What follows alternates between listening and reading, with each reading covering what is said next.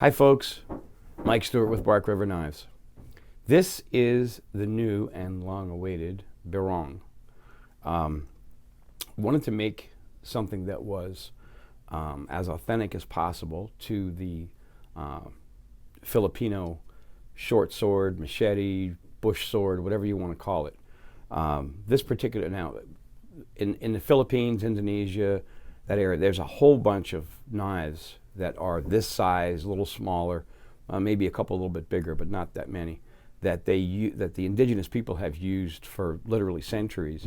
And they actually vary in appearance by tribe. This is the Moro or Huck version of what they call, they use it as a belt knife, a sword. There's all kinds of stories about it used as a beheading sword. We probably aren't going to condone that kind of use for this unless you have to. But this pattern, I even have a couple of originals that the blade is identical to this. What we wanted to do here was get the feel and the look without the traditional horn. They had a much larger horn at the back. I find that number one, they break off, and number two, they hurt your pinky.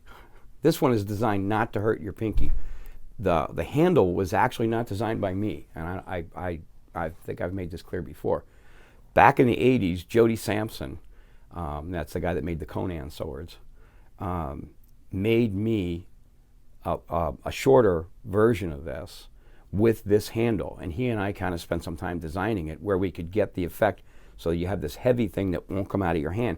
You have the hook, but you don't have that really pronounced hook that you'll find in a lot of the originals, which a lot of times, because they're rosewood, break off.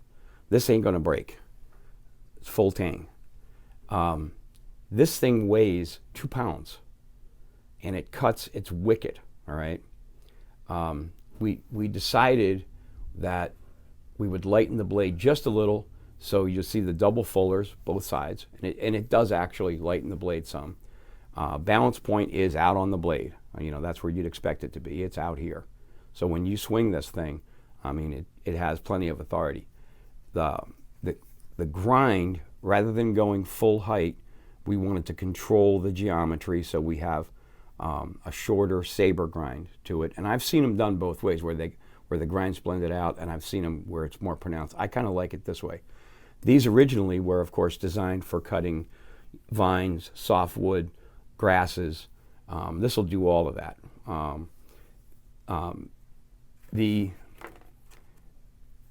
don't know about you, but I'm never going to put a 2-pound knife on my belt. So I'm going to put this down and I'm going to show you the sheath, which was the hardest part of this job, by the way, was developing this sheath. This is the sheath for it. It's ambidextrous. In other words, you can put this in upside, like blade facing either way. This goes around the handle and locks. If you notice, it's got buckles on it for a baldric. It comes with a baldric. That's the only way you're going to carry this. If you look at the back, it's reinforced. There's no belt loop. We do not expect you to carry a 2-pound knife plus a sheath on your belt. To do that, you'd have to have a pretty thick belt, or like your pants being pulled down when you walk. This is one of the most aggressive projects that we've ever taken on, and I'm really proud of the way the knife came out. Now, back to the knife for a minute. If you do notice on this particular one, this is black canvas. This one's mine.